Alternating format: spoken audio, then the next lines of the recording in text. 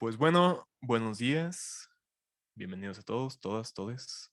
Espero que hayan tenido una excelente semana, que haya empezado muy bien y que ahora que ya terminamos el capítulo 1, ya se sientan un poco más relajados, un poco más capaces, un poco más poderosos a la hora de adentrarnos en las cuestiones dialécticas del valor y sus formas, ¿no?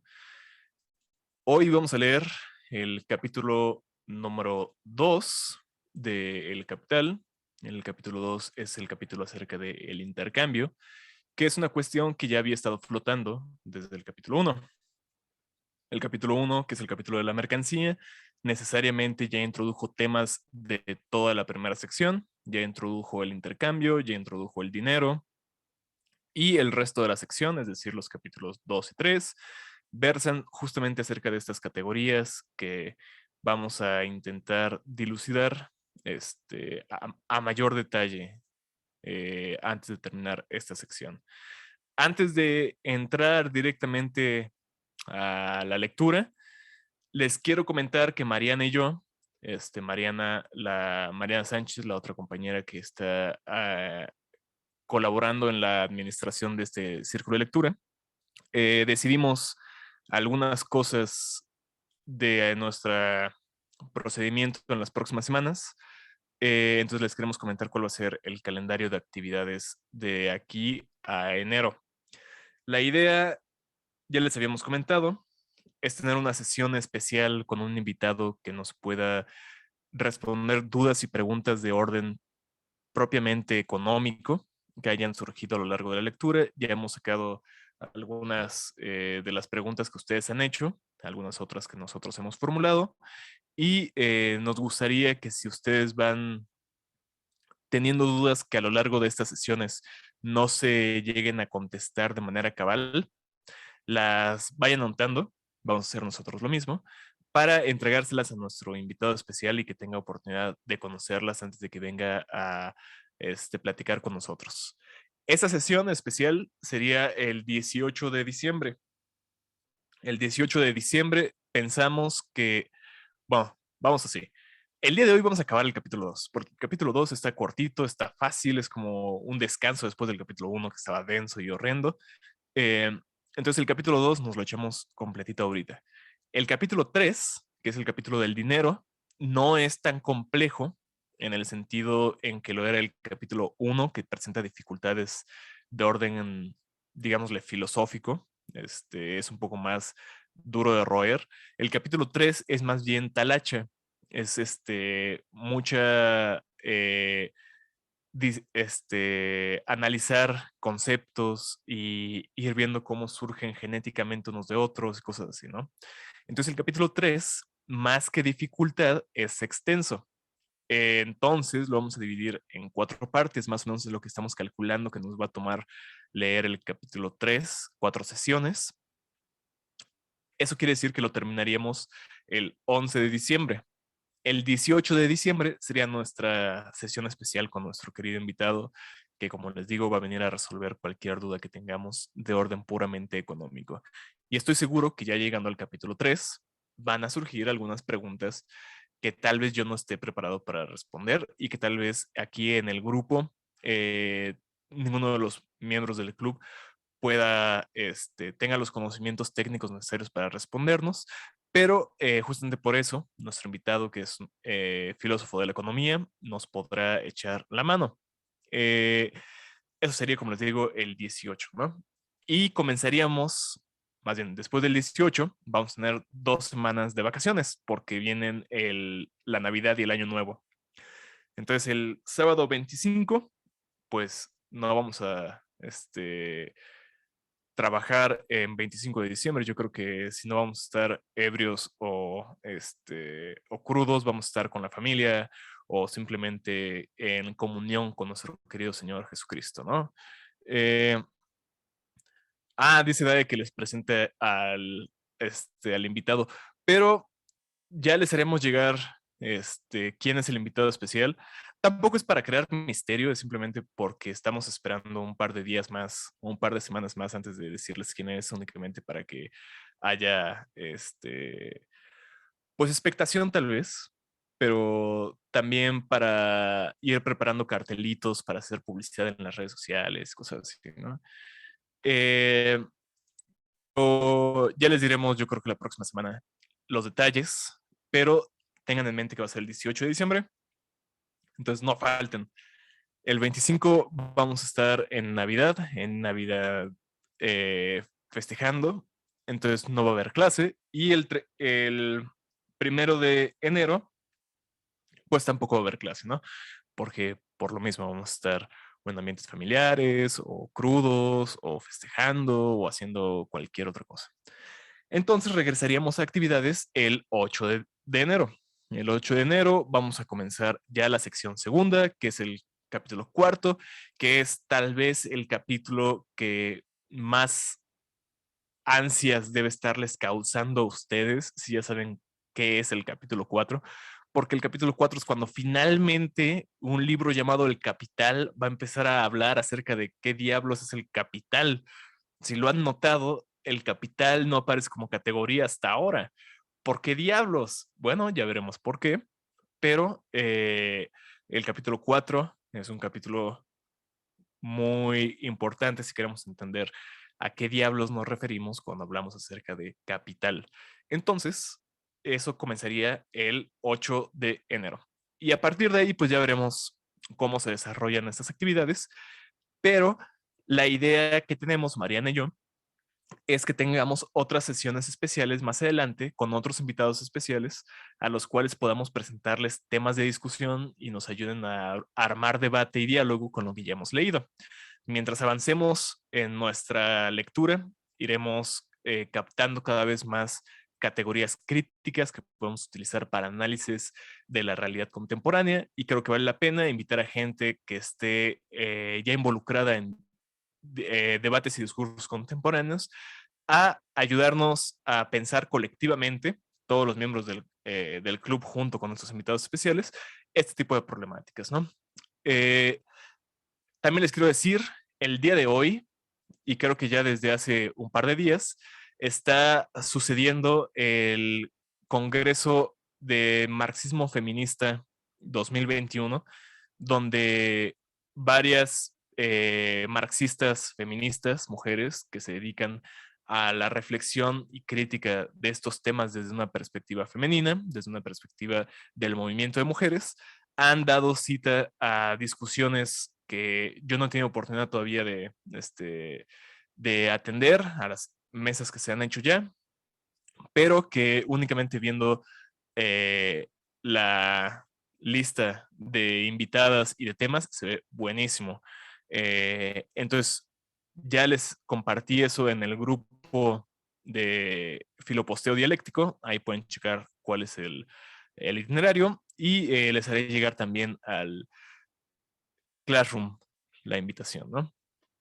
Pero les recomiendo que vayan y le den una escuchada a las camaradas, porque este tipo de debates, en mi opinión, han sido los debates más ricos y más interesantes que ha tenido el marxismo en un montón de tiempo. La verdad es que durante mucho tiempo el marxismo pareció estancarse un poco, y ahora, curiosamente, han sido las compañeras feministas las que han revivado muchos debates que en la actualidad son tremendamente eh, presentes, ¿no? Tremendamente valiosos. Entonces, esa es otra invitación, a que vayan y escuchen estas mesas. Y como les repito, el 18 tenemos nuestra sesión especial, ya iremos armando la lista de preguntas, y hoy vamos a entrar de nuevo, les comento, al capítulo número 2. Entonces, de una vez les comparto la pantalla para que vayan viendo. Aquí tenemos nuestro texto. Estoy aquí acomodando las ventanas de mi pantalla. Y ahora sí. Como les digo, el capítulo 2 es el capítulo del intercambio. ¿Qué es el intercambio? ¿Cómo funciona esta cosa? ¿Por qué debería importarnos? ¿Y qué es lo que sucede con el valor y las categorías que ya hemos visto una vez que estamos en la esfera del intercambio, ¿no? Voy a comenzar a leer ahorita, y les voy a pedir a alguien más que lea las siguientes partes. cuando básicamente se me canse un poco la voz. También estoy regresando aquí a la sección de notas en el tomo número 3 para que sigamos también las notas del editor de Pedro Escaron, que nos pueden ayudar a dilucidar algunos significados, ¿no? Entonces, capítulo número 2, el proceso del intercambio. Las mercancías no pueden ir por sí solas al mercado ni intercambiarse ellas mismas. Tenemos pues que volver la mirada hacia sus custodios, los poseedores de las mercancías. Es interesante cómo lo dice Marx, ¿no? Pues las mercancías son cosas que no tienen voluntad, son cosas inertes, más bien, son cuerpos que pueden ser inertes o vivientes, pero no se comercializan a ellas mismas, ¿no? Las mercancías son cosas y por tanto no oponen resistencia al hombre. Si ellas se niegan a que las tome, éste puede recurrir a la violencia o, en otras palabras, apoderarse de ellas. ¿A qué nos referimos con esto? Dice Marx en la nota 33. En el siglo XII, tan renombrado por su religiosidad, suelen aparecer entre las mercancías objetos de suma exquisitez. Un poeta francés de aquellos tiempos incluye así entre las mercancías expuestas en el mercado de Landit, junto a telas, cueros, áperos de labranza, pieles, etc., también a las mujeres de fogosos cuerpos, es decir, esclavas seguramente de índole sexual. Pero aquí podemos ver que a lo largo de la historia del intercambio, a lo largo del desarrollo de las mercancías, el tráfico de personas, como dice Ricardo en el chat, se ha convertido también en un elemento de este carácter que tienen las mercancías, ¿no? En la actualidad sigue existiendo el tráfico de personas. México es uno de los primeros países, si no es que el primer lugar en tráfico de personas, específicamente tráfico de mujeres, para el consumo generalmente sexual de países desarrollados como Europa, Estados Unidos o partes de Asia. Pero también antes, en el pasado, la esclavitud directa, en épocas de Aristóteles, por ejemplo, ya habíamos hablado acerca de Aristóteles, el sistema económico de la antigua Grecia era esclavista. Entonces, en los mercados habían esclavos junto a otras mercancías. Y en el sur norteamericano, el caso del esclavismo en las plantaciones de algodón también es archiconocido. Y ahí también los cuerpos humanos eran convertidos en mercancías que tenían fines de producción económica. Entonces, para vincular estas cosas entre sí como mercancías, los custodios de las mismas deben relacionarse mutuamente como personas cuya voluntad reside en dichos objetos, de tal suerte que el uno, solo con acuerdo de la voluntad del otro, o sea, mediante un acto voluntario común a ambos, va a apropiarse de la mercancía ajena al enajenar la propia. Esta categoría de enajenación es una categoría que Marx ha estado rumiando durante toda su historia como filósofo, desde que estaba en la universidad hasta el presente. Enajenación es un término típicamente hegeliano, en alemán se dice Entfremdung, y en los famosos cuadernos económico-políticos de 1844-45, Marx desarrolla toda una, ¿cómo decirlo? Todo un análisis acerca de la categoría de enajenación, que si lo leemos esos documentos del 44-45, que son de lo que canónicamente llamamos el Marx joven, a luz de lo que estamos leyendo ahorita en el Capital, que es, por así decirlo, el Marx maduro, vamos a ver diferencias muy notables entre la idea de enajenación que Marx en su juventud hegeliana tenía, comparado con este momento ya más bien materialista histórico de su pensamiento, ¿no? Pero enajenación en un sentido general quiere decir algo que se nos separa. Literalmente, separarnos de algo, ¿no? O hacer que algo que era nuestro deje de serlo, que se ponga frente o fuera de nosotros. A eso estamos diciendo con enajenar. Los dos, los dos personas que entran en el intercambio, por consiguiente, deben reconocerse el uno al otro como propietarios privados. De nuevo, una categoría muy hegeliana, reconocimiento en la fenomenología del espíritu. Hegel establece el reconocimiento como un momento necesario en la mediación de dos autoconciencias que se encuentran como posibilidad de realización del espíritu. No únicamente como o más bien, sin ese reconocimiento, las conciencias entran en lo que Hegel llamaría la relación del amo y el esclavo. Un momento donde las conciencias ya no se convierten en algo superior a ellas, sino que se estancan en una relación de fuerzas, en una relación de dominación una sobre la otra, y ya no pueden trascender hacia un sentido superior que les permita acceder a aquello que Hegel llama el espíritu, ¿no? Dice Ricardo en el chat, ¿enajenar y alienar se pueden considerar sinónimos? No, esa es una excelente pregunta. Para Marx, por lo menos, son categorías distintas. Enajenación es este movimiento, como les digo, de separación de lo personal en algo ajeno. Por eso es en ajenar, poner como algo ajeno a lo que era propio. Mientras que alienar, en el sentido marxiano, en el sentido marxista, la alienación es más bien un sentimiento subjetivo o un fenómeno subjetivo que sucede cuando nosotros nos convertimos en aliens, no aliens en el sentido de extraterrestres, sino aliens en el sentido de distintos. Tal vez más adelante vamos a ir viendo cómo se presentan estas dos cosas, pero en alemán serían las categorías Entfremdung para enajenar y Entäuserung para alienar. Y el uso indiscriminado de las dos bajo el mismo, o más bien la traducción que a veces se realiza de estas dos categorías bajo el mismo rótulo de enajenar, a veces crea dificultades para entender por qué estas categorías son distintas. Pero sin meterme más a analizarles, porque no es el momento, no es el lugar, tal vez después podamos hacerlo, sí tendrían que ser diferentes, ¿no? Y Marx las utiliza en un sentido distinto. Eh, Ahora, entonces, el reconocimiento es algo muy importante para la tradición hegeliana, ¿no? La categoría de reconocimiento, que establece toda una tradición de pensamiento ético sobre el reconocimiento.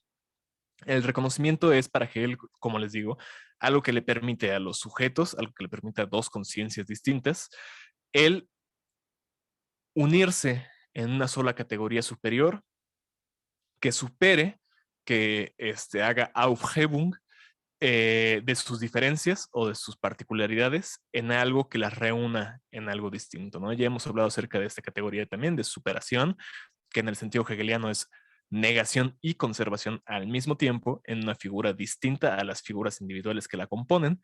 Y aquí estamos viendo su uso, ¿no? Esta parte es propiamente hegeliana y ahorita veremos con qué razón. Esta relación jurídica, cuya forma es el contrato, legalmente formulado o no, es una relación entre voluntades en la que se refleja la relación económica. De nuevo, relación jurídica. Hegel tiene toda una obra llamada Elementos de Filosofía del Derecho, donde analiza las relaciones jurídicas que se dan en los pueblos, ¿no? Y es una obra particularmente fácil de leer. Hegel, como sabrán, es un autor oscuro, complejo, difícil, pero curiosamente los elementos de filosofía del derecho son una obra bastante accesible y muchas veces se recomienda como acceso, como vía de acceso al pensamiento hegeliano. Si alguien quiere leerlos, adelante, realmente es una obra que en el Capital hasta este momento surge una y otra vez como referencia indirecta. Marx no lo está diciendo, pero tiene muy en mente los elementos de la filosofía del derecho. Por ejemplo, bueno, no les voy a poner ejemplos, léanlo ustedes, está muy bueno.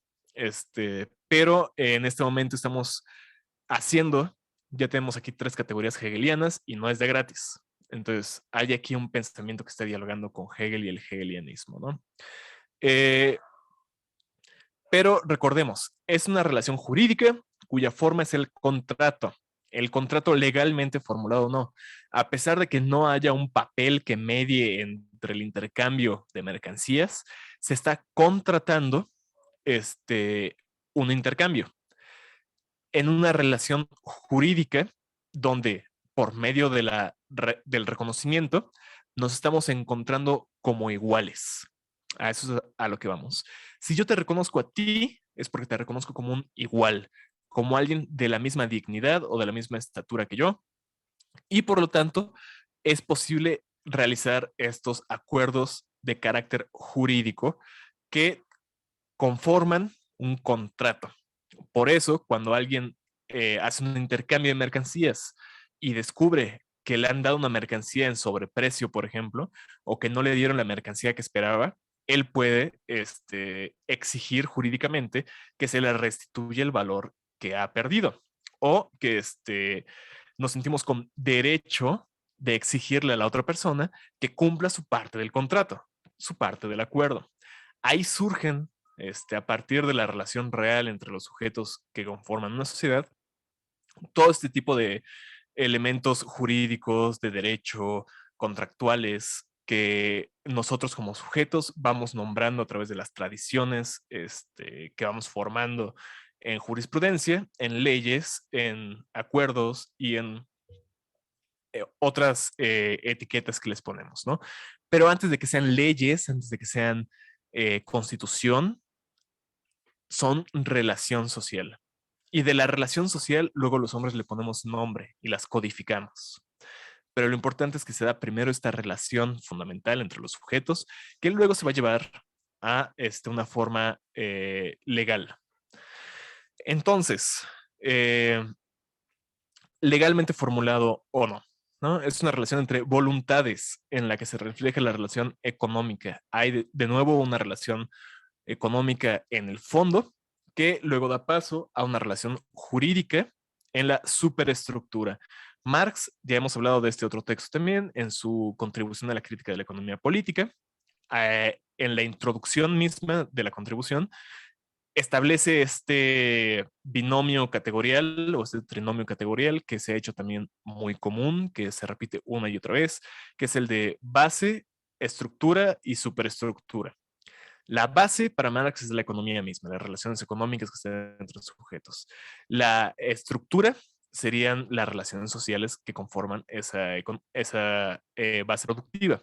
Y la superestructura, ahí es un debate interesante que es lo que la conforma, pero serían aquellas relaciones jurídicas como las que tenemos aquí, relaciones como sujetos iguales, como personas, eh, ideología en el sentido amplio del término y otras cosas, ¿no? Y su relación entre estos tres elementos que conforman el modelo que Marx establece para la sociedad, pues es un debate muy largo, pero nos metamos aquí. Ya a lo largo de nuestra lectura hemos discutido muchas veces cómo una base económica se traduce en una forma particular de conciencia y esa particular forma de conciencia constituye la ideología, ¿no?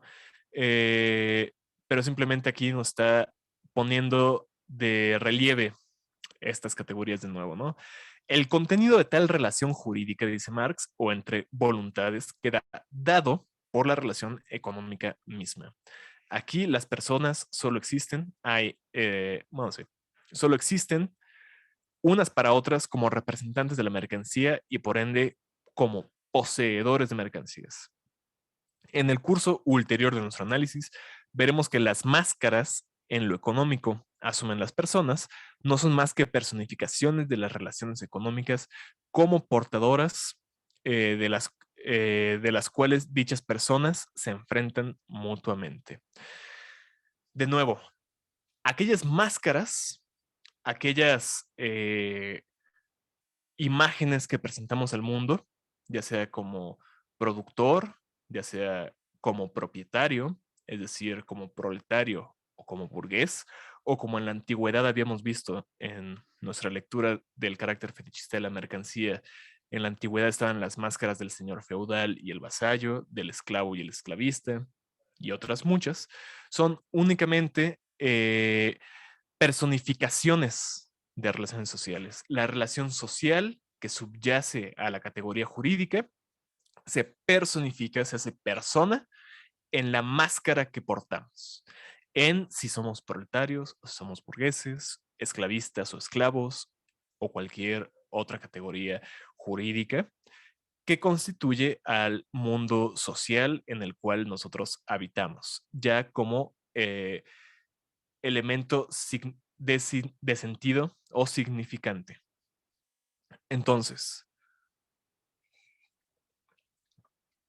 quería hacerles énfasis en todas estas cositas al comienzo porque es lo que necesitamos tener en cuenta a la hora de la lectura de este capítulo. Y para terminar nuestro apartado, digamos, metodológico, les voy a leer esta nota número 38 de Marx, donde habla de Proudhon, ¿no?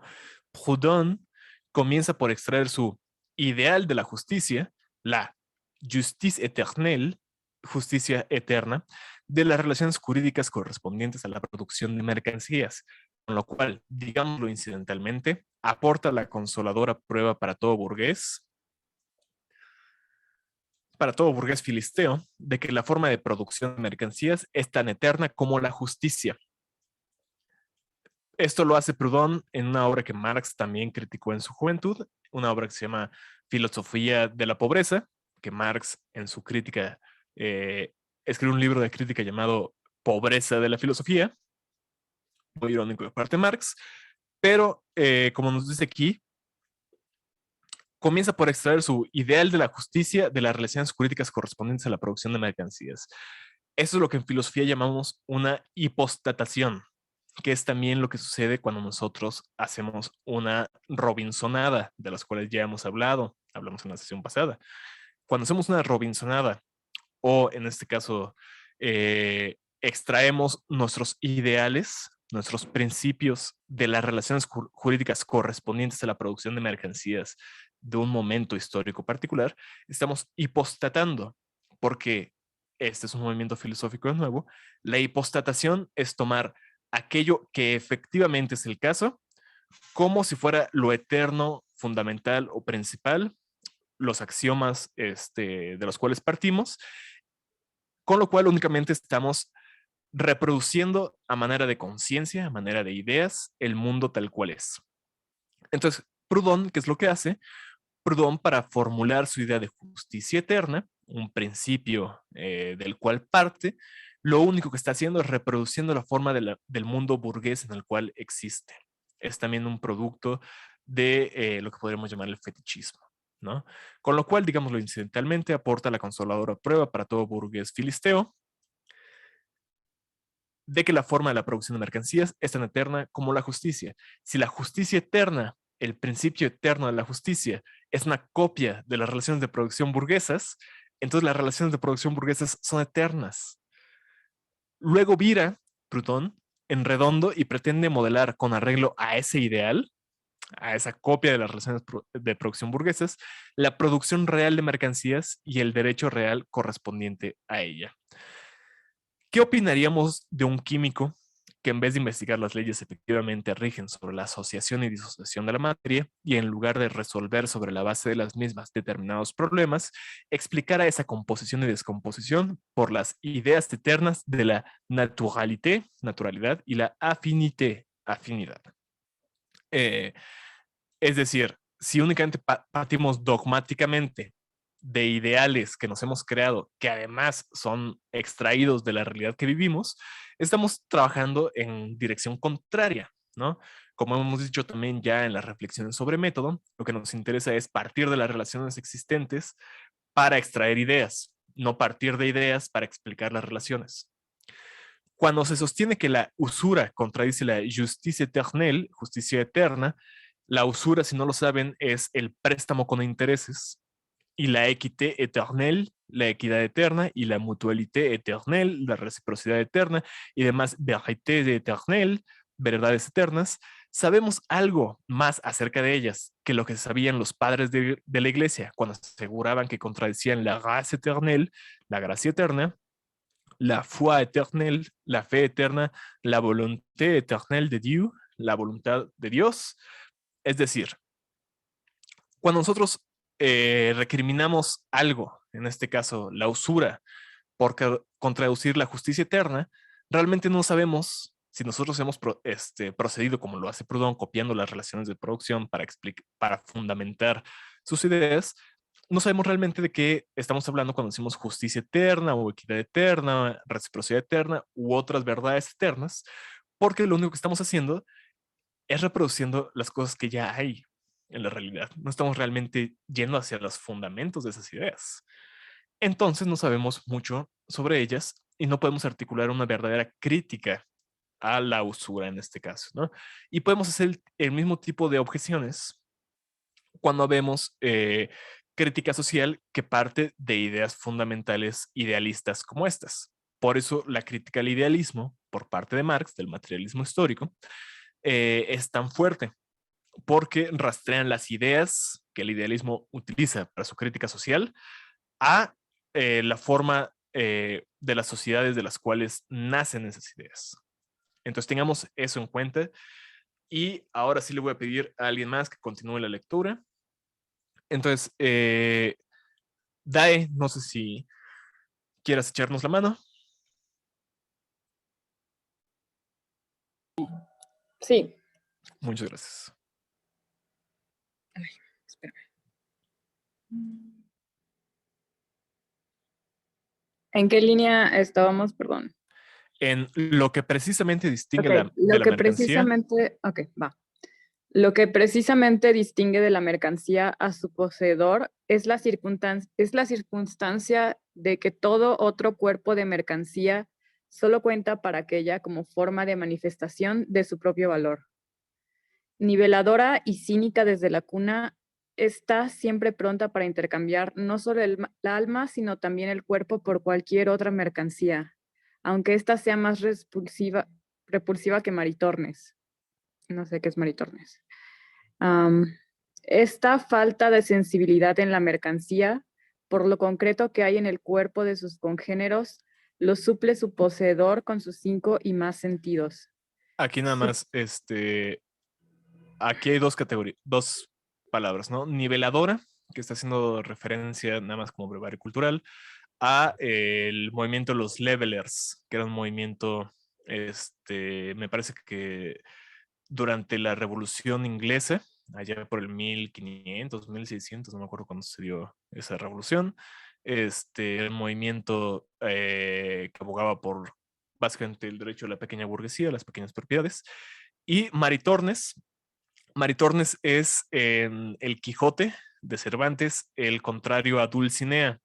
Dulcinea es la figura idealizada que el Quijote se crea de la dama de las historias de caballería, ¿no? Aquella dama por la cual el caballero vive y desvive en sus aventuras, ¿no? Y Maritornes, haciendo el contrario, es la idea de una mujer desaliñada, sucia, mal hablada, de carácter fuerte, etcétera, etcétera, etcétera, ¿no? Entonces, cuando dice aquí, es más repulsiva que Maritornes, estoy diciendo es muy fea, ¿no? Entonces, por favor, Dae, continúa. Su propia mercancía no tiene para él ningún valor de uso directo. Caso contrario, no la llevaría al mercado. Posee valor de uso para otros. Para él solo tiene directamente el valor de uso de ser portadora de valor de cambio y de tal modo medio de cambio. De ahí que quiera enajenarla por una mercancía, gracias, mercancía cuyo valor de uso lo satisfaga. Todas las mercancías son no valores de uso para sus poseedores, valores de uso para sus no poseedores. Por eso tienen todas que cambiar de dueño. Pero este cambio de dueños constituye su intercambio, y su intercambio las relaciona recíprocamente como valores y las realiza en cuanto tales. Las mercancías, pues, tienen primero que realizarse como valores antes que puedan realizarse como valores de uso. Ok, nada más les voy a hacer un hincapié. Esto ya lo hemos leído, pero aquí Marx está haciendo de nuevo un juego muy hegeliano, que es lo mismo que decir muy dialéctico. Las mercancías son no valores de usos para sus poseedores. Como ya vimos, el productor de una mercancía la produce no porque haga uso de ella personalmente, sino porque es valiosa para alguien más o es posible de ser valiosa para alguien más. Porque lo que le interesa para su uso es aquello que alguien más tiene y de lo cual él carece. Por lo tanto, el valor de uso son valores de uso las mercancías para sus no poseedores. En tanto que yo no tengo lo que necesito, lo que es valor de uso para mí es lo que alguien más tiene. A eso se está refiriendo. Por eso todas tienen que cambiar de dueño. Esta participación de lo negativo, esta, como ya hemos visto también en la dialéctica, las cosas tienen siempre un lado negativo. Y aquí Marx está diciendo, ¿cuál es la negatividad de la mercancía? La negatividad de la mercancía es que es valor de uso para alguien más, alguien que no la tiene. Eso es lo que obliga a su intercambio. Su intercambio está dado como necesidad en su estructura misma, fundamental, si queremos verlo, ontológica o metafísica. Pero este cambio de dueños constituye su intercambio y su intercambio las relaciona recíprocamente como valores, es decir, como productos del trabajo humano, y las realiza como valores, porque como ya hemos visto, algo no vale hasta que se intercambia y en ese momento ya podemos decir cuánto vale esto, vale lo mismo que aquello.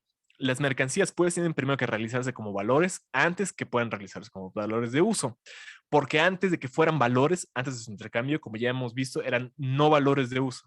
Cuando ya se intercambian, de repente yo ya tengo lo que necesito y por lo tanto reviste valor de uso para mí, que ya lo tengo.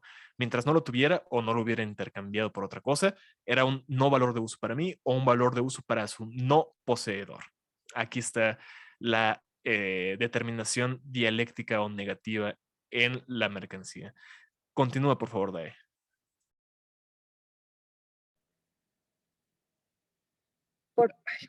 Es que se mueve ya.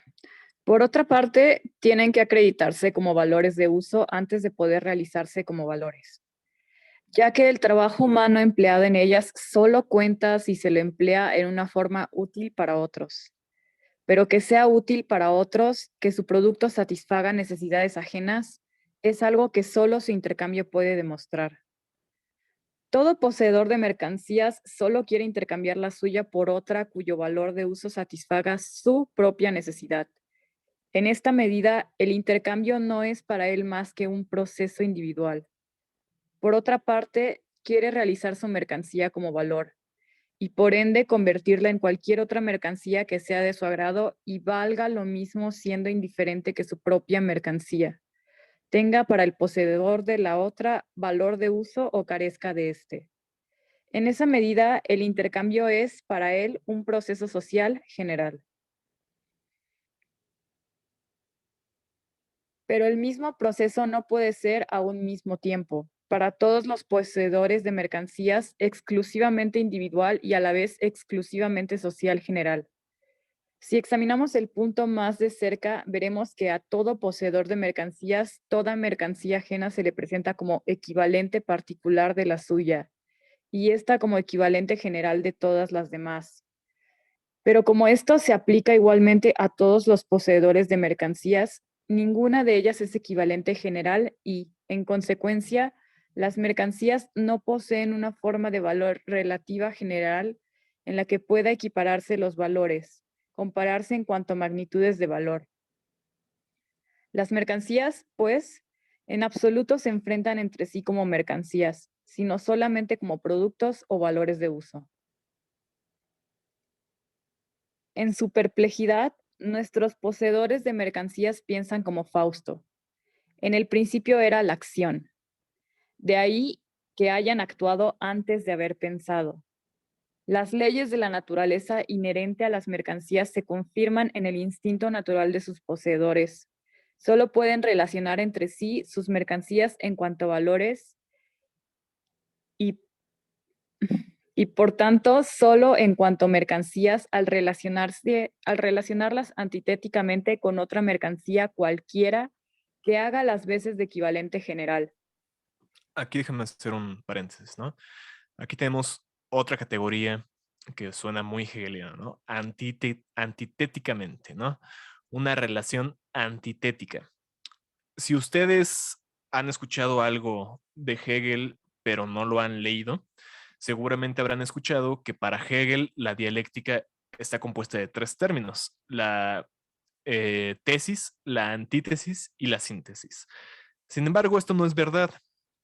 Marx mismo en su juventud entendía que la cosa era así, que él creía que para Hegel La dialéctica constaba de esos tres momentos: la tesis, la antítesis y la síntesis.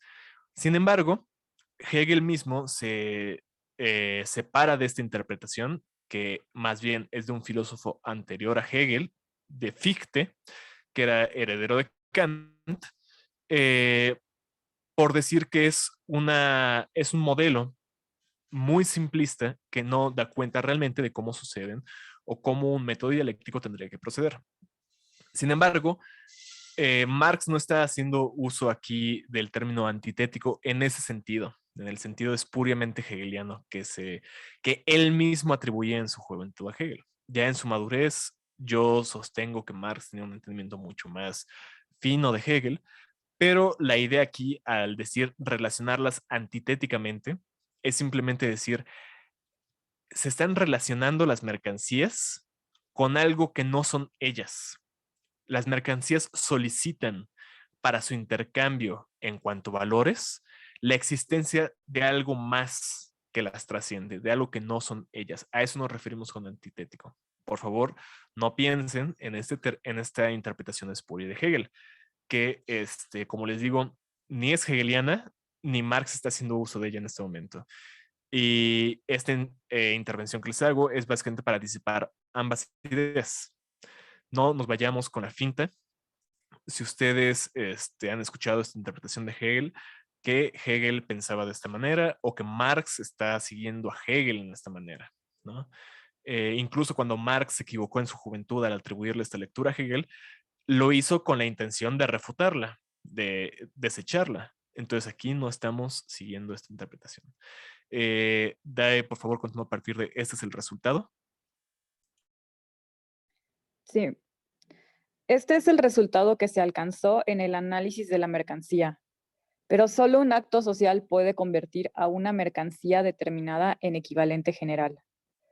Por eso la acción social de todas las demás mercancías aparta de las mismas una mercancía determinada, en las cuales todas ellas representan sus valores. La forma natural de esa mercancía se transforma, por tanto, en forma de equivalente socialmente vigente. Su carácter de ser equivalente general se convierte, a través del proceso social, en fusión específicamente social de la mercancía apartada. Es de este modo como se convierte en dinero. Bueno, leo el latín. Ilienum. Si quieres leer donde están los corchetes, ahí después de donde dice Apocalipsis. Estos tienen un mismo propósito y entregarán su poder y su autoridad a la bestia, y que ninguno pudiese comprar ni vender, sino el que tuviese la marca o el nombre de la bestia o el número de su nombre. Aquí, básicamente lo que nos está diciendo Marx es, nosotros ya analizamos en la forma de la mercancía, en el análisis formal de la mercancía, del concepto mercancía, cómo la mercancía pasa necesariamente a través de ciertos desarrollos que la hacen ir de su forma más simple, el intercambio de dos mercancías distintas, hasta la forma de dinero. Lo que Marx está intentando aquí mostrarnos es cómo ese tránsito, ese desarrollo de la forma de mercancía es algo que necesariamente se da históricamente. Entonces, el carácter de ser equivalente en general se convierte a través del proceso social, es decir, la misma sociedad va requiriendo el desarrollo de la forma de mercancía en función específicamente social de la mercancía apartada. Es de este modo como se convierte en dinero. El mismo acto social del intercambio, una y otra vez repetido entre diferentes miembros de la sociedad, da origen al dinero, porque el dinero ya en la forma, ya inscrito, ya predicho por la forma de mercancía, se vuelve una necesidad por la misma forma de la mercancía. La existencia generalizada de mercancías en una sociedad requiere para su establecimiento en una forma más desarrollada que se llegue a la forma del dinero. Dice Dae que basado el Marx, y sí, muy basado. Ahora le voy a pedir a alguien más que nos ayude a leer. Ricardo, ¿tienes oportunidad?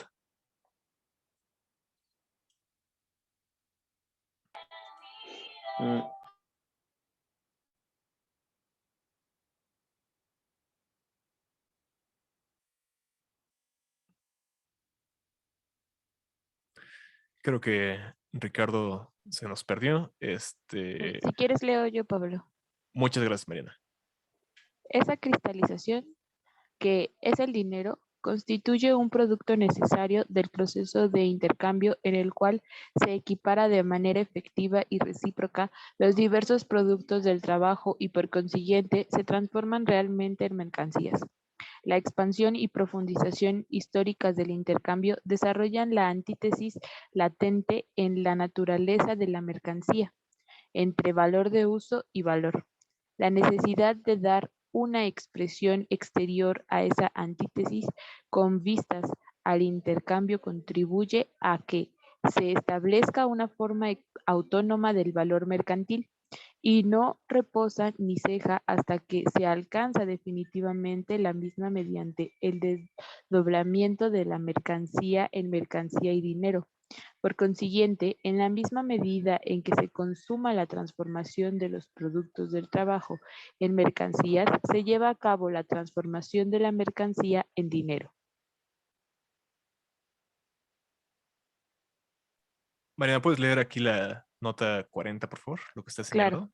Júzguese según esto cuán sagaz es el socialismo pequeño burgués que eterniza la producción de mercancías y al mismo tiempo pretende abolir la antítesis entre el dinero y la mercancía y por tanto el dinero mismo, ya que éste Sí, por solo favor, continúa. existe en esa antítesis. ¿Sería que sigo? Sí. Sería como querer abolir el papado y mantener en pie el catolicismo. Muy bien. Aquí básicamente lo que está diciendo es otra crítica al mismo tipo de socialismo burgués que sostenía alguien como Proudhon. Para los socialistas burgueses o para los socialistas idealistas, lo que se quería era abolir la forma, la forma del dinero, es decir, eliminar el dinero y sustituirlo por vales de tiempo-trabajo, tokens que representaran la cantidad de tiempo social involucrado en la producción social, es decir, si yo trabajo mucho, yo tengo acceso a muchas cosas, sin abolir con ello a la mercancía. Y, dice Marx, lo que no están notando estas personas como Proudhon es que no puedes abolir el dinero sin abolir al mismo tiempo la mercancía. Si queremos deshacernos del dinero, necesitamos deshacernos junto con él de la mercancía. No es posible un socialismo que se conciba fuera de la necesidad del dinero sin concebirse al mismo tiempo como sin mercancías. Entonces, Mariana, por favor, continúa aquí a partir de el intercambio directo, por favor. Sí, el intercambio directo de productos reviste por una parte la forma de la expresión simple del valor, pero por otra parte no llega aún a revestirla. Dicha forma era X mercancía A igual y mercancía B, perdón, X mercancía A igual a Y mercancía B. La forma del intercambio directo de producto es X objeto para el uso de A igual a Y objeto para el uso de B. Aquí las cosas A y B no son mercancías con anterioridad al intercambio, sino que solo se transforman en tales gracias precisamente al mismo. El primer modo en que un objeto para el uso potencialmente llega a ser valor de cambio es su existencia como no valor de uso, como cantidad de valor de uso que rebasa las necesidades inmediatas de su poseedor. Las cosas en sí y para sí son ajenas al hombre y por ende enajenables. Para que esta enajenación sea recíproca, los hombres no necesitan más que enfrentarse implícitamente como propietarios privados de esas cosas enajenables,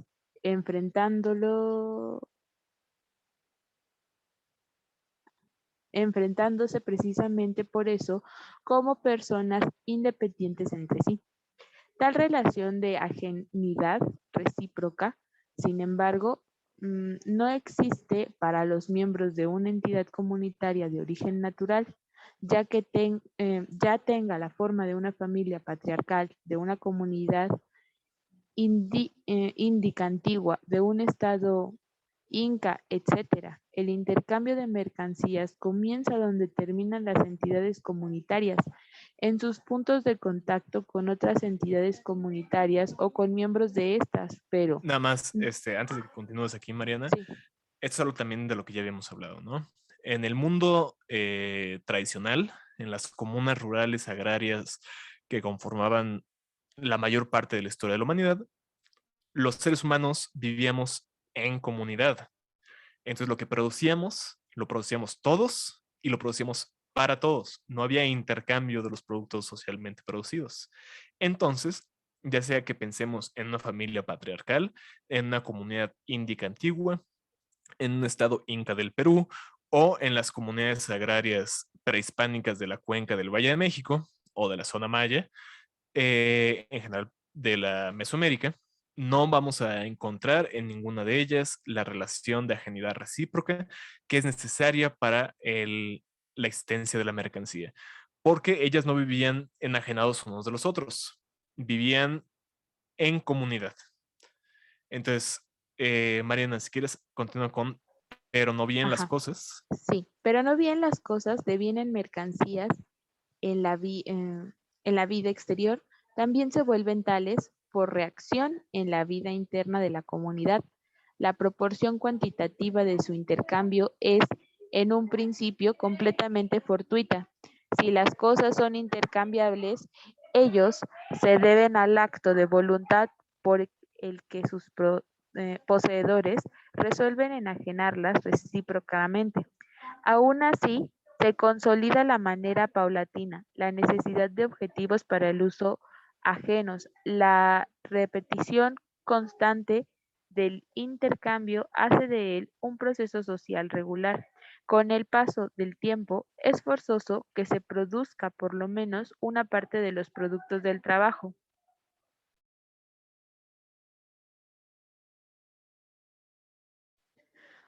Con la intención de volcarlos en el intercambio. A partir de ese momento se reafirma, por una parte, la escisión entre la utilidad de las cosas para las necesidades inmediatas y su utilidad con vistas al intercambio. Su valor de uso se desliga de su valor de cambio. De otra parte, la proporción cuantitativa según la cual se intercambian pasa a depender de su producción misma. La costumbre las fija como magnitudes de valor.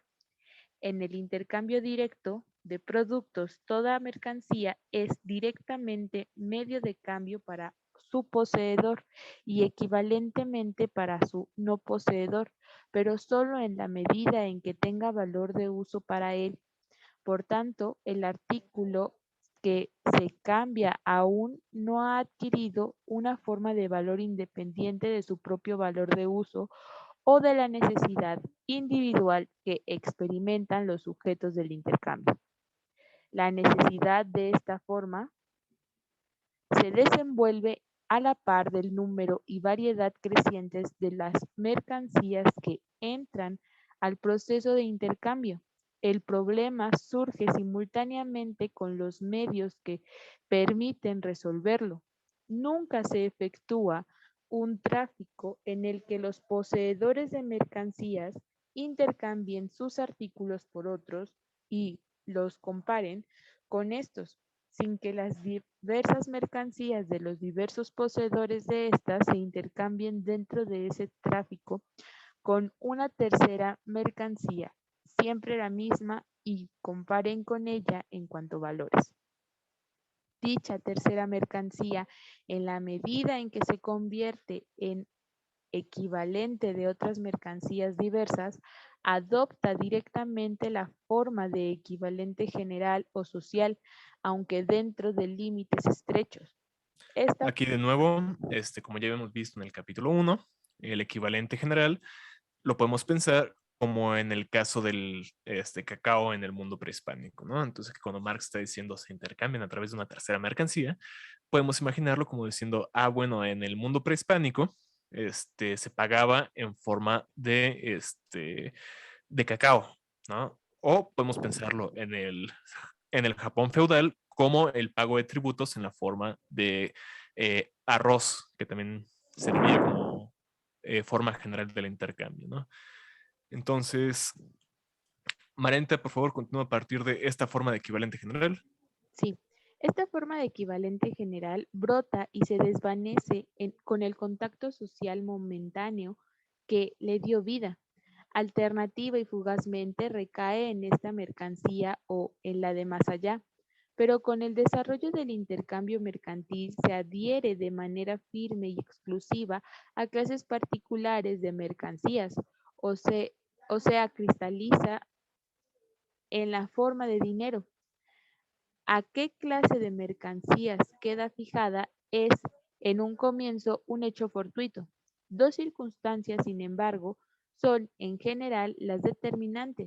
La forma de dinero se adhiere a los artículos de cambio más importantes provenientes del exterior, que de hecho son las formas naturales en que se manifiesta el valor de cambio de los productos locales, o al objeto para el uso que constituye el elemento principal de la propiedad local enajenable, como por ejemplo el ganado. Los pueblos nómades son los...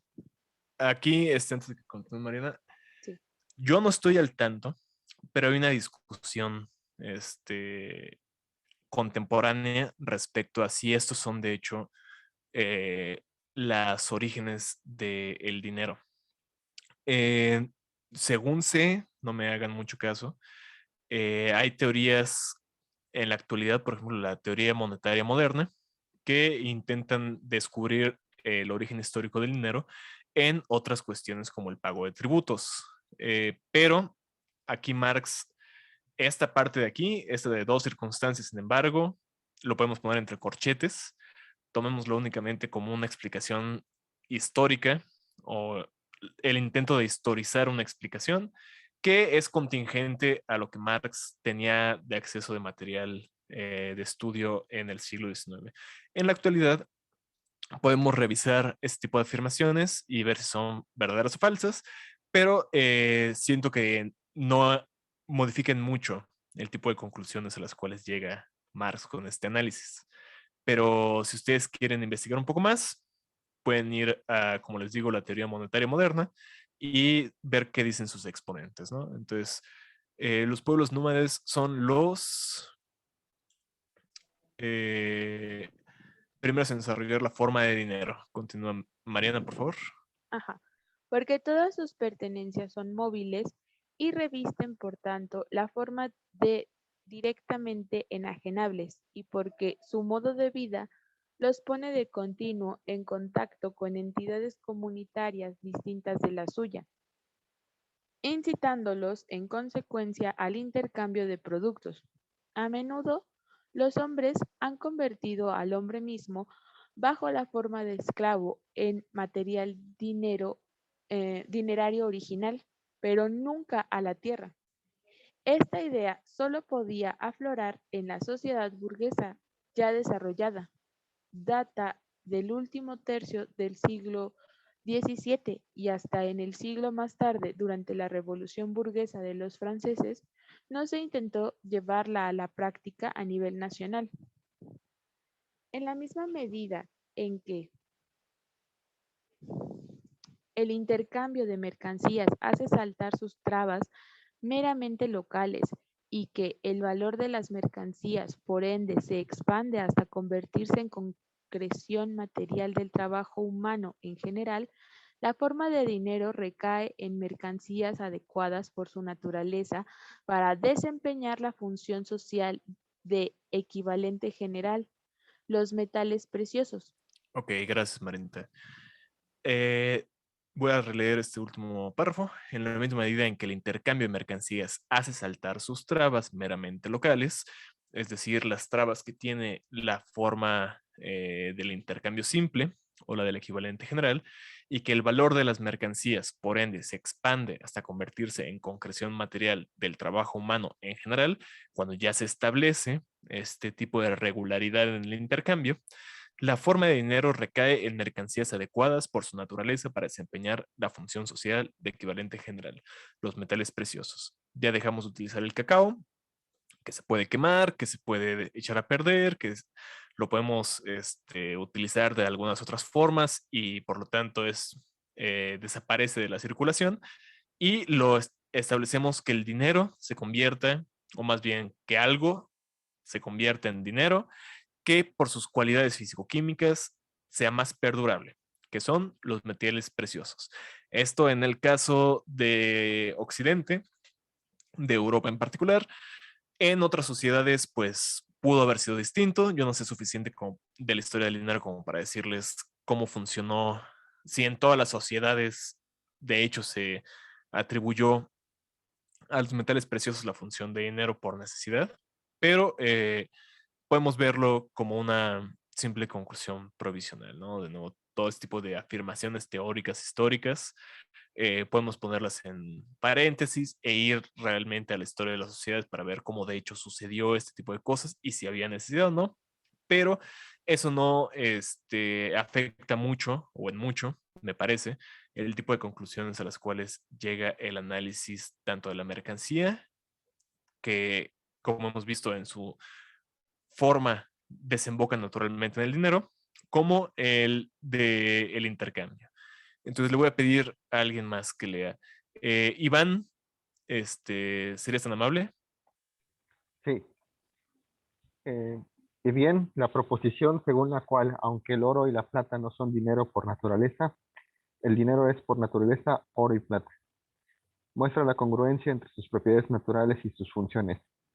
Hasta aquí, sin embargo, solo conocemos una de las funciones del dinero, la de servir de forma de manifestación al valor de las mercancías o como material en el cual se expresan socialmente las magnitudes del valor de las mercancías.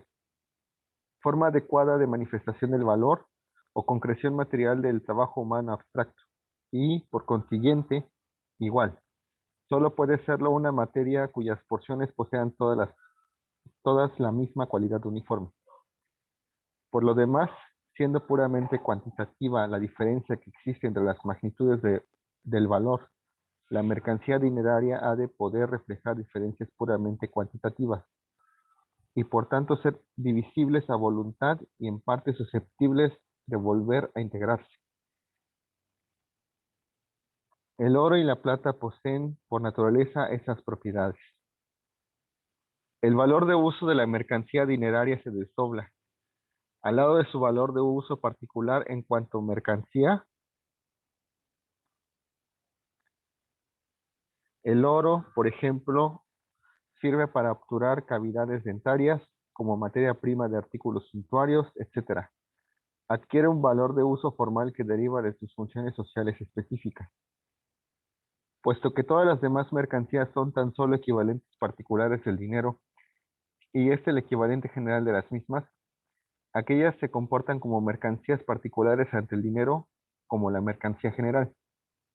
Hemos visto que la forma de dinero no es más que el reflejo adherido a una mercancía de las relaciones entre todas las demás mercancías. Que el dinero es mercancía, pues, solo es un descubrimiento para quien parte de su figura consumada con el objeto de analizarla posteriormente.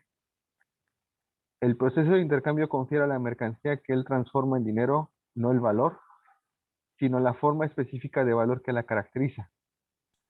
La confusión entre ambas determinaciones indujo a que se considerara imaginario el valor del oro y la plata.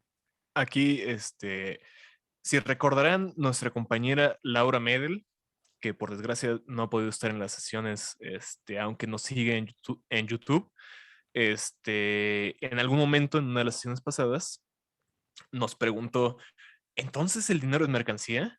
Y pues es una pregunta muy válida, ¿no? Aquí Marx mismo dice, nosotros que vivimos en un momento en el cual nuestras conciencias inmediatas es ya con el dinero en mano, es decir, el dinero ya fungiendo una función social, nos parece extraño pensarlo como mercancía. Sin embargo, su análisis nos va a revelar en el capítulo 3 cómo es que funciona ese carácter mercantil del dinero.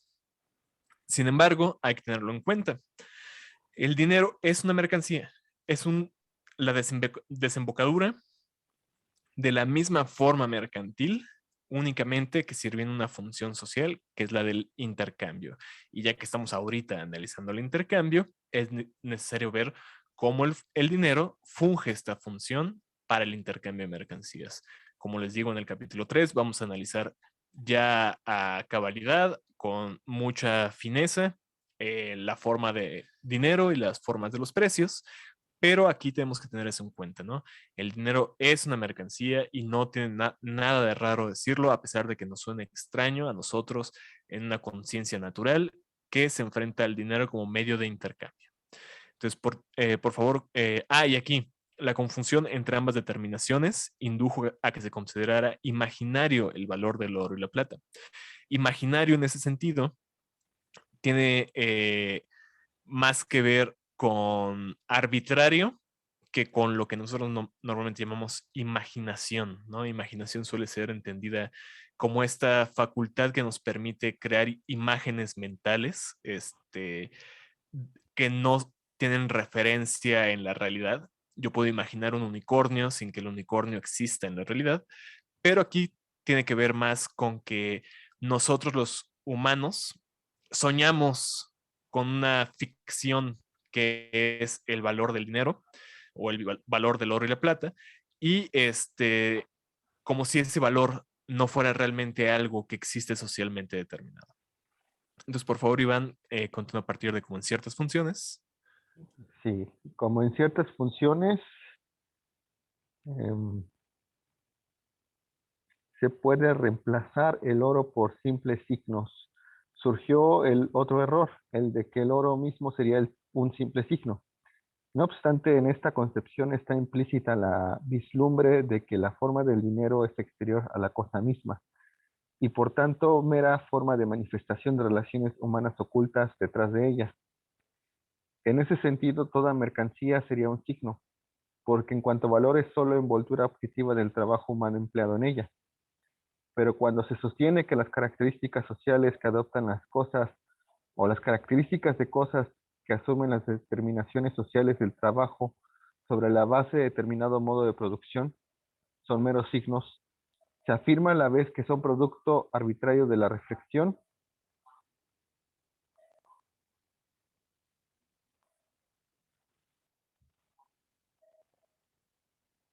humana.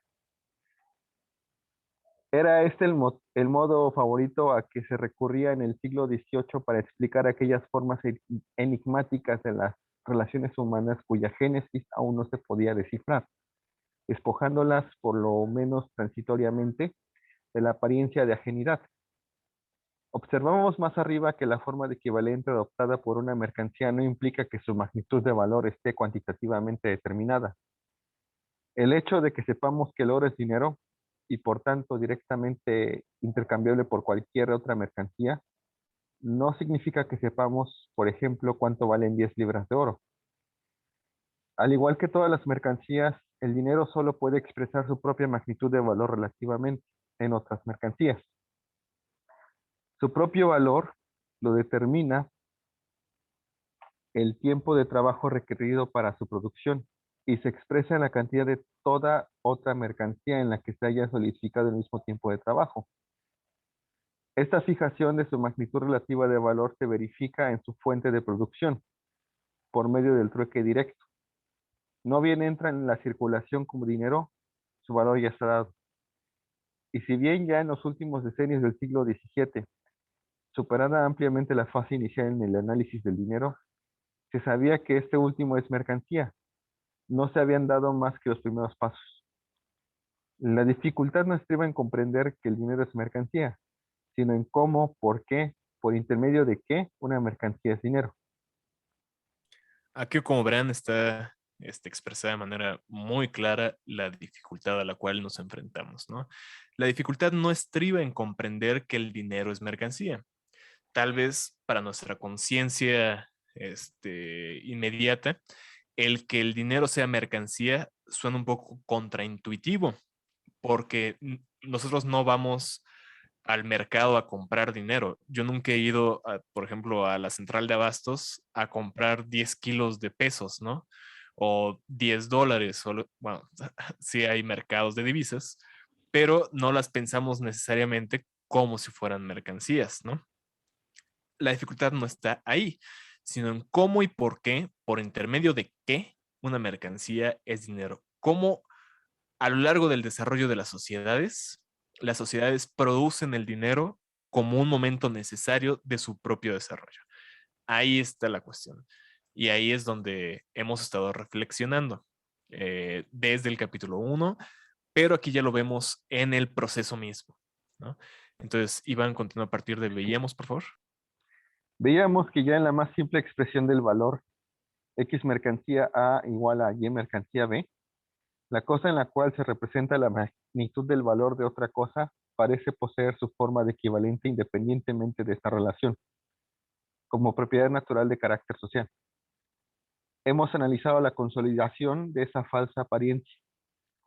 La misma llega a su plenitud cuando la forma de equivalente general se identifica con la forma natural de una clase particular de mercancía, cristalizándose así en la forma dineraria.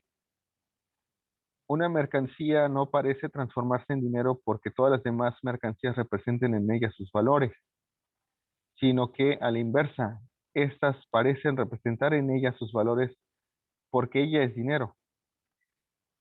El movimiento mediador se desvanece en su propio resultado, no dejando tras sí huella alguna. Las mercancías, sin que intervenga en el proceso, encuentran ya pronta su propia figura de valor como cuerpo de una mercancía existente al margen de ellas y a su lado. Estas cosas, el oro y la plata, tal como surgen de las entrañas de la tierra, son al propio tiempo la encarnación directa de todo trabajo humano. De ahí la magia del dinero.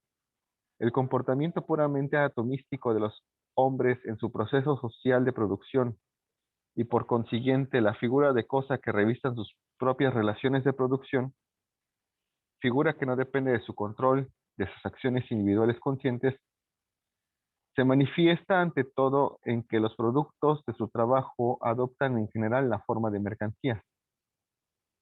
El enigma que encierra el fetiche del dinero no es más, pues, que el enigma ahora visible y deslumbrante que encierra el fetiche de la mercancía.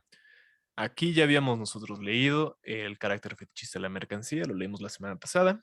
Entonces ya entendemos cómo en la actividad social de una sociedad productora de mercancías, la forma de la mercancía oculta detrás de ella a los productores de mercancías. Y por lo tanto, el dinero como mercancía es también fetiche como toda otra mercancía, o más bien, como participante de la misma forma de mercancía, participa a su vez del fetiche mercantil, que aquí es fetiche dinerario o fetiche del dinero. El dinero parece ser, voy a regresar a las líneas anteriores, una mercancía no parece transformarse en dinero porque todas las demás mercancías representen en ella sus valores, es decir, eso es lo que de hecho sucede. Todas las mercancías representan en una mercancía distinta sus valores y por lo tanto esa mercancía se vuelve dinero.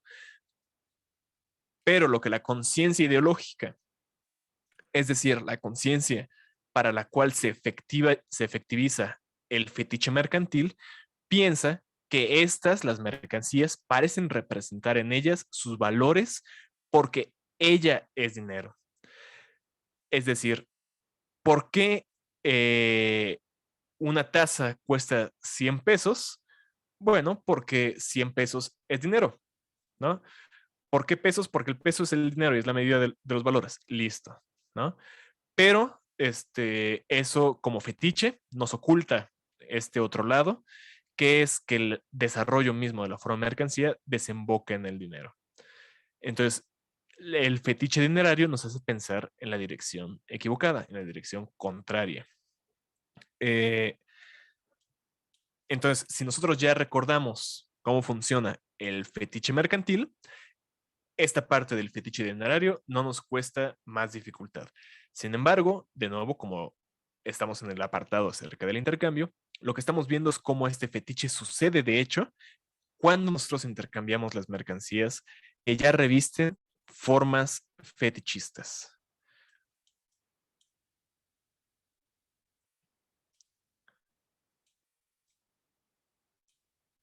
Como que se trabó mi... no, ya llegamos al final. Perfecto.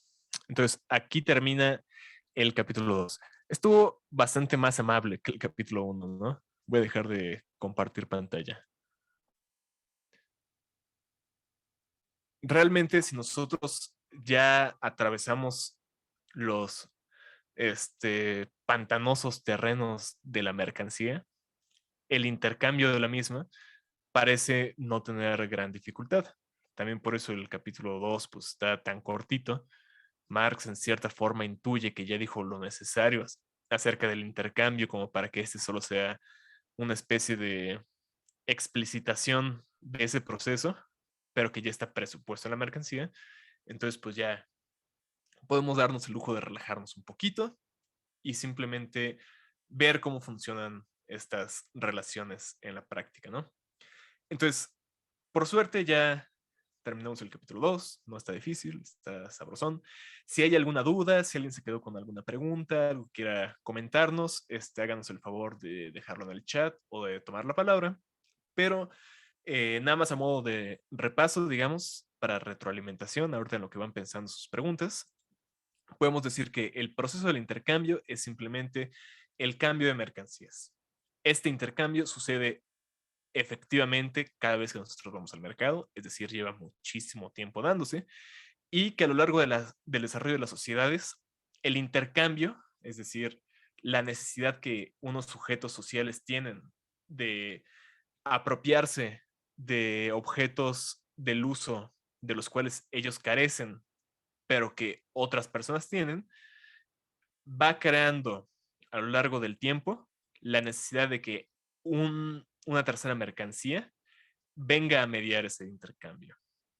Que ya no sea simplemente trueque, que no dé un reloj por una taza, sino que el valor de esas mercancías, reloj y taza, se establezca en una medida social estandarizada, digamos, que sea el dinero. Eso simplemente simplifica el intercambio, lo hace más fácil, más accesible para los miembros de la sociedad, pero esa necesidad de la aparición del dinero está ya cifrada, como vimos, en la forma de la mercancía. Entonces, cuando aparece el dinero, nosotros empezamos a pensar en términos de dinero. Eso es normal porque ya se vuelve un elemento generalizado en nuestras sociedades. Ya hay una forma en la cual nosotros actuamos y nos relacionamos, que es la forma de intercambio dinerario. Y eso provoca que desarrollemos el mismo fetiche que desarrollamos con el resto de las mercancías. Y cuando desarrollamos el fetiche del dinero, ya no vemos lo que hay detrás del dinero, solamente vemos el intercambio mismo. Nos tapamos los ojos a cómo de hecho el intercambio ocurre a espaldas o ocurre con una relación social a espaldas, a sus espaldas, y nos interesa únicamente cómo el dinero media ese intercambio. Ya cuando analicemos el capítulo del dinero, el capítulo 3, ya veremos hasta el cansancio todas las formas en que el dinero se va desdoblando, va sirviendo funciones, va transformándose, las diferentes formas en que el dinero funciona en el medio de una sociedad, no únicamente como medio de intercambio, sino hay muchas otras funciones que el dinero puede servir, cómo medimos el dinero, cómo surge la moneda, un Pablo, montón de cuestiones. Dime, Mariana. podemos decir que esta es la base de la premisa de que el mercado se autorregula. Es decir, al tener al dinero como la mercancía que posibilita el intercambio, el mismo dinero va a ir regulando su valor, ¿no? O sea, al final es la aparición del dinero lo que permite que que todo sea mercanciable. ¿no? Como por ejemplo el cuerpo, que era algo que ya habíamos comentado, y que ahora sale como más claro en el ejemplo de la esclavitud, me parece. Al final, no es que nosotros seamos una mercancía, sino que esta aparición de el dinero posibilita que aquello que no era visto como mercancía ahora sea mercanciable. Y en ese sentido es entonces el dinero el que se está regulando a sí mismo y a su valor y lo que puede comprar y lo que no, ¿no? Yo diría que no, sobre todo porque el tráfico de esclavos y el esclavismo son procesos mucho más tempranos que la aparición del dinero. El dinero es un fenómeno tardío respecto a ellos, ¿no? Si nosotros pensamos en sociedades paleolíticas, por ejemplo, sabemos por la investigación arqueológica que ya existían los esclavos. Sin embargo, estas sociedades no tenían moneda, no tenían dinero, ¿no?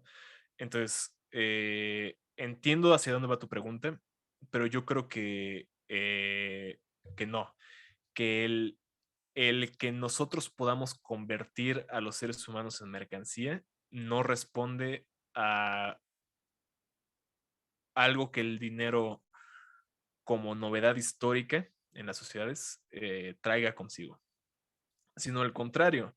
Yo creo que que la aparición del dinero responde a que todo pueda ser convertido en mercancía, que todo sea susceptible del intercambio. Más bien yo creo que tendremos que pensarlo en términos de cómo el dinero como forma culminante de la forma mercancía, lo que hace es justamente que el mundo en el cual todo es mercanciable, todo es susceptible de mercantilización, produzca, porque todo es susceptible de mercantilización, algo que se destaque entre ese mundo de mercancías, que sirva de mediación entre esas cosas mercanciables. Como son un chingo y como todas son distintas y como todas tienen cualidades diferentes, se requiere algo que tenga unas cualidades estables, ya muy bien reguladas, digamos, que medie entre los intercambios de todas ellas, ¿no? Yo creo que ahí estaría la cosa. Ricardo dice en el chat, me parece que cualquier tipo de mercado eventualmente va a generar alguna mercancía que se haga dinero. Y así es, ¿no? Los mercados, cuando van desarrollándose, es también una de las ideas importantes de Marx, que el crecimiento, digamos, la extensión de un fenómeno social como el mercado, trae consigo la complejidad. Se va haciendo mucho más complejo. De repente hay tantas cosas y tantos actores involucrados que ya es difícil seguir la pista de todos. Entonces necesitamos algo que reduzca esa complejidad o que tome esa complejidad y nos la entregue en una forma más simple. Y esa forma más simple es la del dinero. Y es tan simple que crea su fetiche, ¿no? Eh, entonces, yo creo, Mariana, creo que esa es la respuesta que yo daría. No sé si se entiende lo que estoy diciendo respecto al esclavismo y la mercantilización de los cuerpos. Dime Sí, tú si te sí, quedó sí, claro. sí, sí, quedó. Ok, Gracias. gracias. Pero sí, recuerden que si lo pensamos en tiempo histórico, en términos históricos, el esclavismo es antiquísimo, ¿no? O sea, el esclavismo existe desde que existe la humanidad, por desgracia, ¿no? Es algo de esas cosas que nos han acompañado siempre, pero el dinero no siempre ha existido, ¿no? Como veíamos, como decía Marx también, el, las sociedades comunales, donde todos producían para todos, no necesitaban del dinero. Sin embargo, las sociedades comunales también eran, este, también era posible para esas sociedades comunales el tener esclavos, ¿no? Tenemos el ejemplo, por ejemplo, de las sociedades nórdicas del norte de Europa, lo que llamamos tradicionalmente vikingos, que como unidad social eran comunas agrarias de pescadores, recolectores, y que de vez en cuando se iban a expediciones a Rusia o a Inglaterra a quemar, violar y robar. Y una de las cosas que robaban eran seres humanos. Y los seres humanos los esclavizaban y los intercambiaban, los vendían por ahí, ¿no? Entonces también hasta estas sociedades que en sus ámbitos geográficos, políticos, eran muy igualitarias, tenían cierto espacio de participación política para la mujer, habían derechos de mujeres y niños y cosas por el estilo, y procedían en comuna, aún así ellos esclavizaban y comerciaban con esclavos, ¿no? Entonces ya lo podemos pensar también en esos términos. Dice Ricardo, por ejemplo, en las cárceles muchas veces los cigarrillos se convierten en dinero. Exactamente. La emergencia de fenómenos dinerarios dentro de estas sociedades cercadas, de estas ciudades muy bien delimitadas por términos ya hasta geográficos o en un mismo edificio como es una cárcel, van dando origen como necesidad de los miembros de esa misma sociedad a esta mediación que es el dinero, ¿no?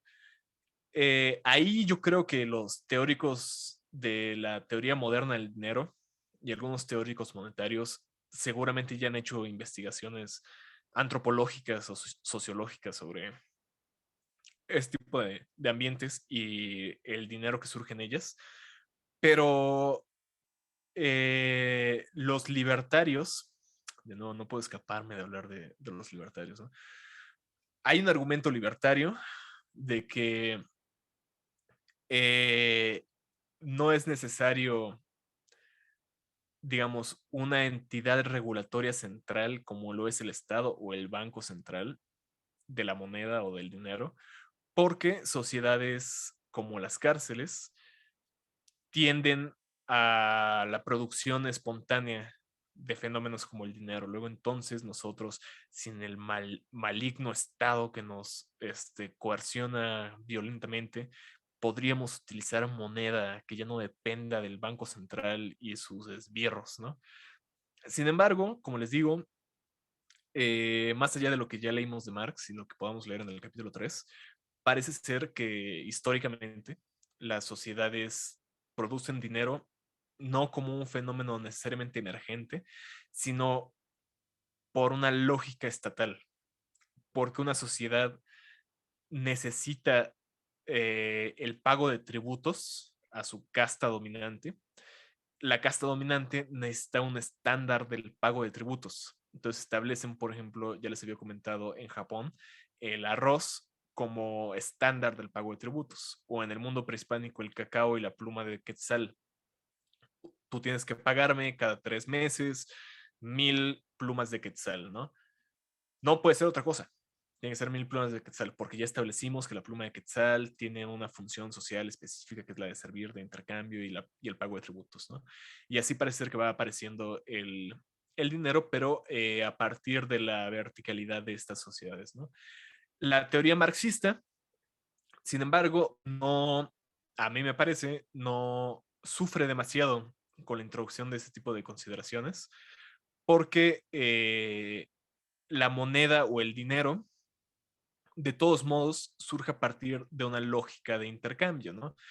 Eh, ya vimos cómo las sociedades primigenias, digámosle, o antiguas o arcaicas, necesitaban intercambiar entre ellas ciertas cosas que al interior de la sociedad no se producían, y luego esto va dando pie a la complejización de la relación de intercambio, y la relación de intercambio va dando pie al desarrollo de la lógica de la mercancía, y el desarrollo de la lógica de la mercancía desemboca en el dinero, ¿no?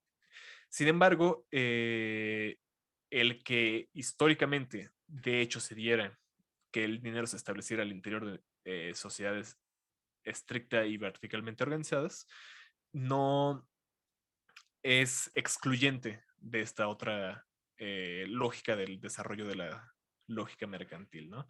Yo creo que hay discusiones ahí que pueden ser muy ricas entre ambas tradiciones, pero que no invalidan necesariamente o que no son excluyentes con otro tipo de análisis.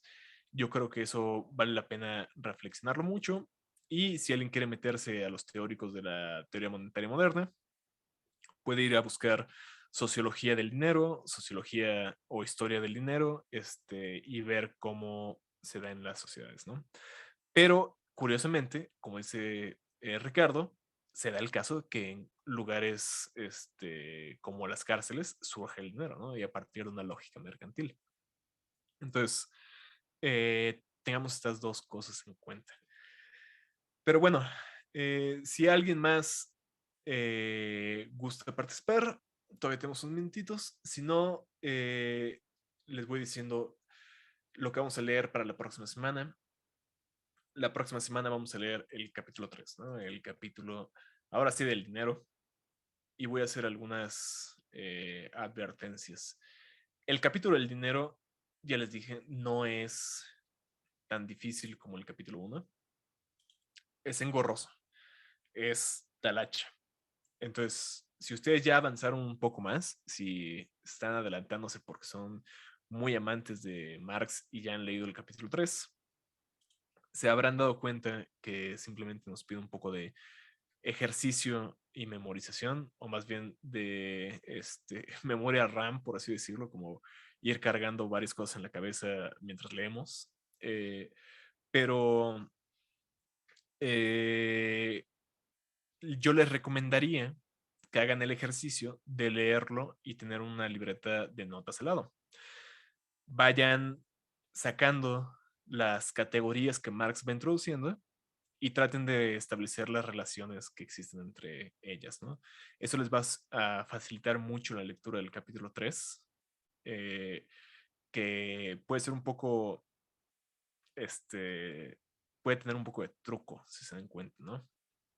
Pero bueno, de todos modos no creo que les cueste demasiado porque ya tenemos una lectura bastante sofisticada del capítulo 1 y ahorita con la lectura del capítulo 2 hemos recordado muchas de las categorías que vimos en el capítulo 1, tal vez ustedes no se acordarán tanto y ahorita que lo leímos ya les trajo a la mente cosas como el intercambio general, el intercambio simple, la forma equivalente general, la forma de dinero. Y ya viéndolo en el acto del intercambio, tal vez les haya asentado un poquito más en la mente el cómo de hecho la lógica de la mercancía se encarna en la historia de las sociedades, ¿no? Entonces, cuando leamos el capítulo 3, lo que vamos a encontrar es básicamente un despliegue de esa lógica del dinero, eh, pero que trae dentro de sí todo lo que ya hemos visto. Es de nuevo una especie de repaso del capítulo 1 y del capítulo 2, pero ya en el caso específico del dinero, ¿no? Entonces, yo espero que no les tome demasiada dificultad. Y ya cuando lo entremos a leer la próxima semana, veremos si hay dudas. Pero lo que vamos a leer va a ser todo el apartado 1, básicamente, la medida de los valores. Les repito, es básicamente lo que ya vimos, es un repaso, nos va a servir básicamente de repaso para reafirmar las categorías que ya tenemos y tal vez leamos un pedazo del apartado 2, que es medio de circulación, eh, pero que es un poquito largo el apartado 2, entonces tal vez lo tengamos que ver, o sea, lo vamos a ver en varias partes, pero tal vez solamente leamos una parte la próxima semana, ¿no? Iré pensando más o menos dónde dejarles el punto de corte, pero yo creo que, les digo, no nos va a ser tan difícil, simplemente vamos a ir paso por paso, siendo pacientes, teniendo, ir tomando las dificultades que encontremos como se nos encuentran, ¿no? Como nos salgan del paso. Entonces, muchas gracias por estar el día de hoy, compañeros, compañeras, compañeros. Espero que tengan un excelente fin de semana. Pásenla muy bien y nos vemos el próximo sábado, ¿de acuerdo? Ya les iremos diciendo lo de nuestro invitado especial después, pero cuídense mucho. Ahí nos estamos viendo. Ya voy a desconectar la sesión. Muchas gracias. Pásenla chido. Por favor, disculpen, salgan de la sesión porque Mariana y yo nos vamos a quedar aquí a platicar de planes malignos que tenemos para ustedes. Entonces, los voy a ir sacando de una vez. Muchas gracias a todos.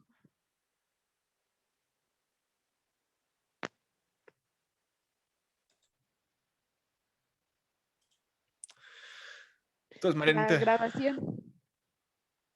Ah, cierto.